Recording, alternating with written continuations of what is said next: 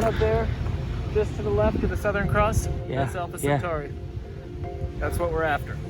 Tonight, we're headed for the stars. Our destination is the Alpha Centauri system, our closest stellar neighbors. The goal? Capture a special range of UV light that could tell us whether stars like them throughout our galaxy could be home to a habitable planet. We're here in Australia, and we're gonna launch some rockets.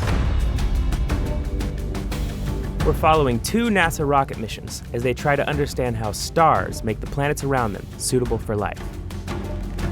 I'm Miles Hadfield, and in this episode, we're headed to space and back.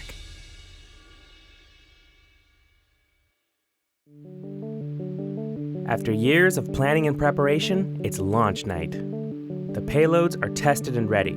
The rocket motors are poised for ignition. The entire staff has rehearsed every step of the launch procedure. But one thing wasn't cooperating: the wind. For the last few days, it's been unusually strong.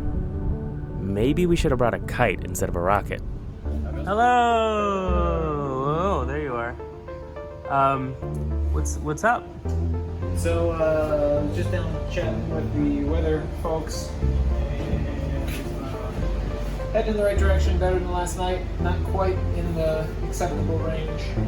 The locals are saying this is very out of character for this time of year in this area, so.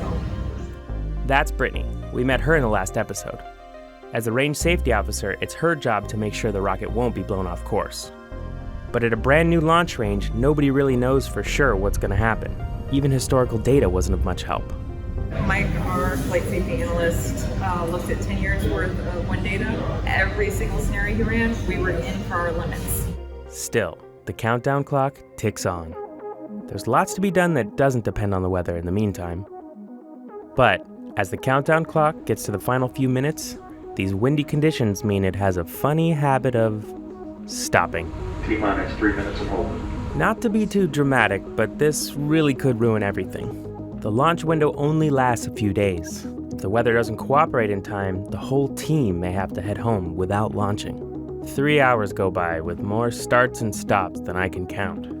Everyone's nerves are getting a little fried. But then, finally, things started looking good. This is CM calling for go status. Experiment TSE. Go. PI. Go. Everyone's watching the wind measurements. This could be it.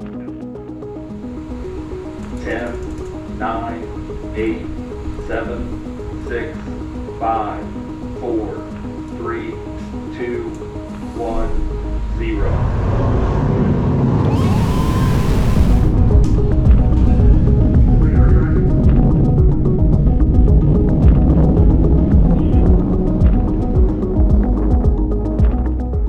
Within 6 seconds, the rocket is already over a mile up.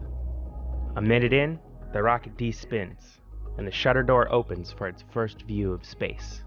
The onboard star tracker guides the telescope towards the target. The scientists manually fine-tune its pointing to center it into their telescope's view. It looks like a single star on the computer monitor, but their powerful instruments should detect 2 sources of light.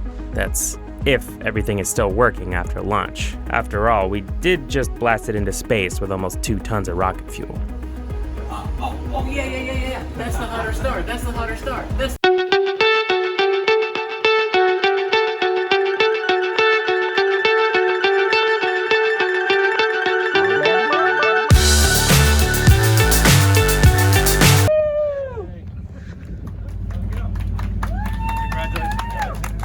Sistine is a success, but the mission is only half complete. A few days later, Deuce is on the rail. Luckily, the rough weather has passed. And it looks like Deuce might even launch on their very first try. We're down to the final few seconds. 3, 2, 1. Oh, by the way, there's some important history I totally forgot to mention. The last time NASA launched sounding rockets from Australia was in 1995, and Deuce's telescope was on that flight. In fact, this is the telescope's 16th time in space. Deuce is a great example of how much bang for your buck you could get from sounding rocket missions. Okay, back to the launch. 1, 0.